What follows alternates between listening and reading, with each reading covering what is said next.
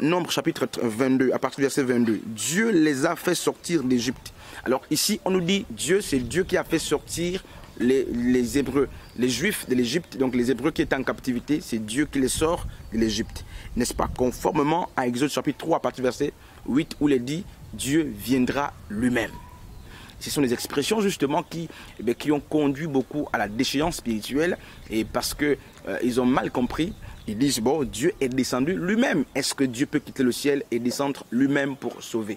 Malheureusement, remarquons ce que signifient ces expressions. Aleph et Oméga, l'alpha et l'oméga, prennent la même connotation que Dieu descend lui-même. Regardons. On lit Deutéronome,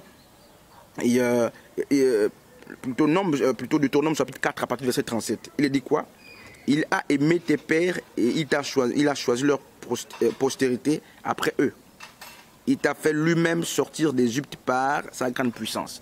On dit ici que c'est Dieu lui-même, n'est-ce pas, qui a sorti Jacob, donc plutôt Israël, de l'Égypte. Dieu lui-même. Alors je vous pose une question, quand est-ce que Dieu lui-même a sorti le peuple d'Israël de l'Égypte? Malheureusement, c'est Moïse qui sort le peuple, n'est-ce pas, de la captivité, sur la puissance, l'autorisation, l'accompagnement de la personne de Dieu. Mais il est dit Dieu lui-même, n'est-ce pas? Deutéronome 4, 37 le dit, Dieu lui-même.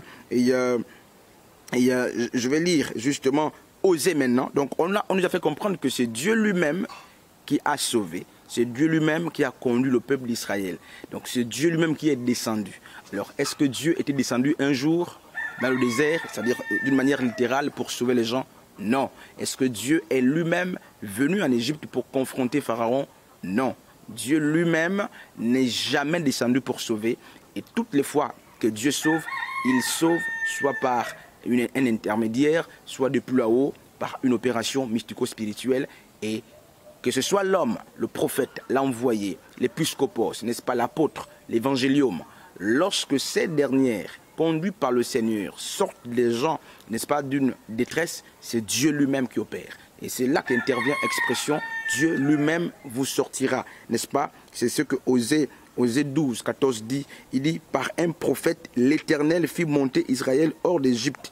Alors que plus loin, on a dit que Dieu lui-même les a fait sortir, n'est-ce pas, d'Égypte. Dieu lui-même les a fait sortir d'Égypte. Mais ici, Osée dit, je vais relire ce texte, n'est-ce pas, pour les incrédules. Osée chapitre 14, 12, à partir du verset 14, par un prophète, l'Éternel fit monter Israël hors d'Égypte. Et par un prophète, Israël fut gardé. Alors que plus loin, dans Nombre 22, 23, à partir du verset 21, dans Exode chapitre 33, à partir du verset 8, on voit qu'il est écrit que Dieu lui-même a fait sortir le peuple d'Égypte.